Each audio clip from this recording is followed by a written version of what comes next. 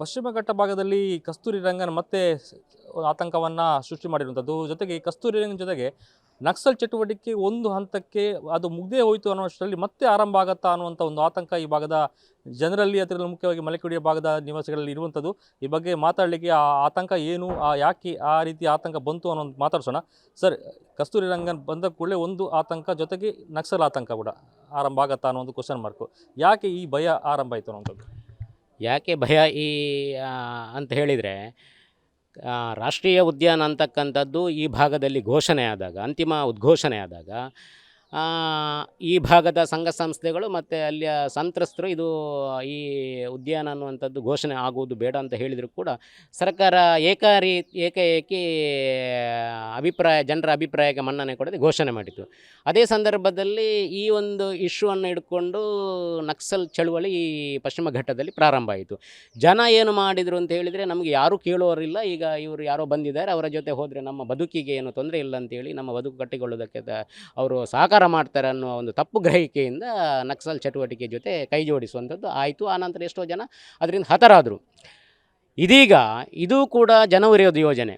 ಪರಿಸರ ಸಂರಕ್ಷಣೆ ಮಾಡೋದಕ್ಕೆ ನಮ್ಮದು ವಿರೋಧ ಅಲ್ಲ, ಇದು ಕೂಡ ಜನ ವಿರೋಧಿ ಯೋಜನೆ. ಯಾಕೆಂತ ಹೇಳಿದರೆ, ಸಾವಿರಾರು ವರ್ಷಗಳಿಂದ ಅಲ್ಲಿ ಬದುಕನ್ನು ಕಟ್ಟಿಕೊಂಡು ಜೀವನವನ್ನು ಮಾಡಬೇಕಿದ್ರೆ ಏಕಾಏಕಿಯಾಗಿ ಸರ್ಕಾರ ಜನರ ಮೇಲೆ ಈ ಒಂದು ಯೋಜನೆಯ ಗುರಿ ಉದ್ದೇಶ ಇದರ ಹಿಂದೆ ಮುಂದೆ ಯಾವುದು ಅಂತ ಜನರಿಗೆ ಸರಿಯಾದ ಮಾಹಿತಿಯನ್ನು ಕೂಡ ಕೊಡದೆ, ಏಕಾಏಕಿಯಾಗಿ ಜನರ ಮೇಲೆ ಅವರ ಅಭಿಪ್ರಾಯಗಳಿಗೆ ಬೆಲೆ ಕೊಡದೆ ಜನರ ಮೇಲೆ ಯೋಜನೆಯನ್ನು ಬುಲ್ಡೋಸ್ ಮಾಡುವಂಥದ್ದು, ಅಂದರೆ ಹೇರಿಕೆ ಮಾಡುವಂಥದ್ದಾದರೆ ಜನರಿಗೆ ಈ ಹಿಂದೆ ನಾವೇನಲ್ಲಿ ಬೇರೆ ಬೇರೆ ಚಟುವಟಿಕೆಗಳಿಗೆ ಕೆಲವರೆಲ್ಲ ಗೊತ್ತಿಲ್ಲದೆ ಸೇರಿದ್ದಾರೆ, ಈಗ ಕೂಡ ಅದು ಆ ರೀತಿ ಒಂದು ಮರುಕಳಿಸಿದರೆ ನಮಗೆ ಅಲ್ಲಿ ಮತ್ತೆ ತಾಪತ್ರೆ ಆಗುವ, ಮತ್ತೆ ತೊಂದರೆ ಆಗುವ ಸಾಧ್ಯತೆಗಳು ಇರುವುದರಿಂದ ನಾವು ಕೂಡ ಸ್ವಲ್ಪ ಆತಂಕದಿಂದ ಇದ್ದೇವೆ. ಹಾಗಾಗಿ ಇದು ಸರ್ಕಾರ ಈ ಬಗ್ಗೆ ಬಹಳ ಹಿಂದಿನ ಘಟನೆಗಳನ್ನು ಮತ್ತೆ ನೆನಪು ಮಾಡಿಕೊಂಡು ಮತ್ತೆ ಈ ರೀತಿಯ ಘಟನೆಗಳು ಮರುಕಳಿಸದಂತೆ ರಾಜ್ಯ ಸರ್ಕಾರ ಕೂಡ ಆಲೋಚನೆ ಮಾಡಬೇಕು, ಕೇಂದ್ರ ಸರ್ಕಾರ ಕೂಡ ಆಲೋಚನೆ ಮಾಡಬೇಕು. ಈ ಭಾಗದ ಎಲ್ಲ ಶಾಸಕರುಗಳು, ಸಂಸದರುಗಳು ಈ ನಿಟ್ಟಿನಲ್ಲಿ ಬಹಳ ಸೀರಿಯಸ್ ಆಗಿ ಯೋಚನೆ ಮಾಡುವಂಥದ್ದು ಮಾಡಬೇಕಾಗಿದೆ.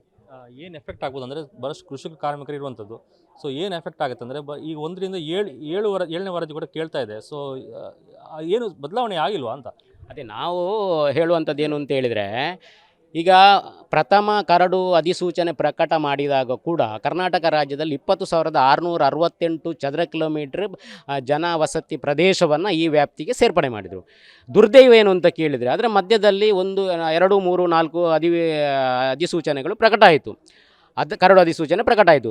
ಈಗ 7ನೇ ಕರಡು ಅಧಿಸೂಚನೆ ಪ್ರಕಟ ಆಗ ಕೂಡ ಯಾವುದೇ ರೀತಿ ಅದರಲ್ಲಿ ಬದಲಾವಣೆಗಳನ್ನು ಮಾಡಲಿಲ್ಲ.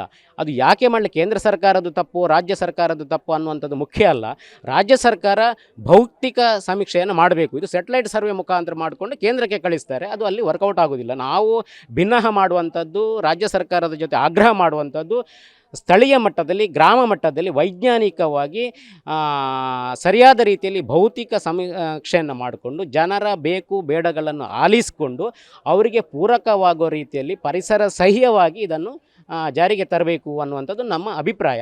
ಯಾಕಂತೇಳಿದರೆ, ಆ ಭಾಗದ ಎಲ್ಲ ಜನರು ಕೃಷಿಯನ್ನೇ ಅವಲಂಬಿಸಿಕೊಂಡು ಅವರ ಬದುಕಿರುವಂಥದ್ದು.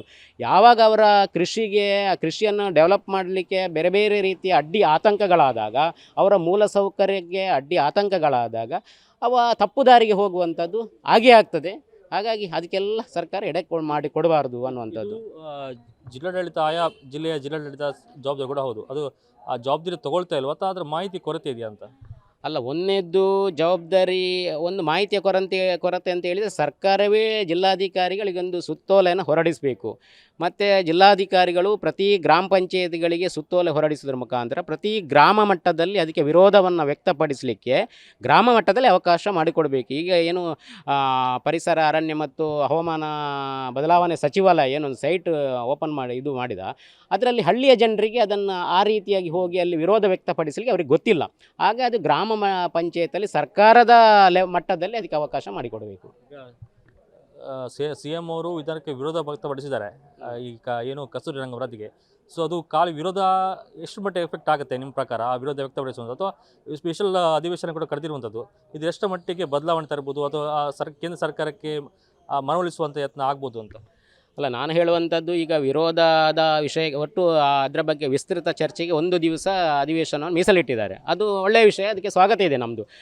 ಆದರೆ ಒಟ್ಟು ಏನು 7ನೇ ಕರಡು ಅಧಿಸೂಚನೆ ಪ್ರಕಟಣೆ ಆದದ್ದನ್ನೇ ನಾವು ವಿರೋಧ ಮಾಡ್ತೇವೆ ಅಂತ ಬರೆದ ಹಾಗೆ ಈ ಹಿಂದೆ ಕೂಡ ಆದದ್ದು ಅದೇ ಗ್ರಾಮ ಮಟ್ಟದಲ್ಲಿ ಅದರ ಬಗ್ಗೆ ಭೌತಿಕ ಸಮೀಕ್ಷೆ ಆಗಲಿಲ್ಲ. ನಾವು ಹೇಳುವಂಥದ್ದು ಈಗ ಸಭೆಯಲ್ಲಿ ಚರ್ಚೆ ಆದ ಮೇಲೆ ಅದು ಗ್ರಾಮ ಮಟ್ಟದ ಜನರ ಬೇಕು ಬೇಡಗಳನ್ನು, ಅಹವಾಲುಗಳನ್ನು, ಅಭಿಪ್ರಾಯಗಳನ್ನು ಒಟ್ಟು ಕ್ರೋಢೀಕರಿಸಿ ಅದು ಕೇಂದ್ರ ಸರ್ಕಾರ ಕೊಡಬೇಕು ಅನ್ನುವಂಥದ್ದು. ಆ ರೀತಿಯಲ್ಲಿ ಆದರೆ ಮಾತ್ರ ಅದು ಯಶಸ್ವಿ ಆಗ್ತದೆ. ಇಲ್ಲದಿದ್ದರೆ 8ನೇ ಕರಡು ಅಧಿಸೂಚನೆಯಲ್ಲಿ ಕೂಡ ಇಂಥದ್ದೇ ಸಮಸ್ಯೆಗಳಾಗ್ತದೆ. ಇದು ಒಟ್ಟಾರೆ ಮಲೆಕುಡಿಯ ಸಮುದಾಯದ ಆಗ್ರಹ ಮತ್ತು ಒತ್ತಾಯ. ಪರೀಕ್ಷಿತ್ ಶೇಟ್, ನ್ಯೂಸ್ ಫಸ್ಟ್, ಉಡುಪಿ.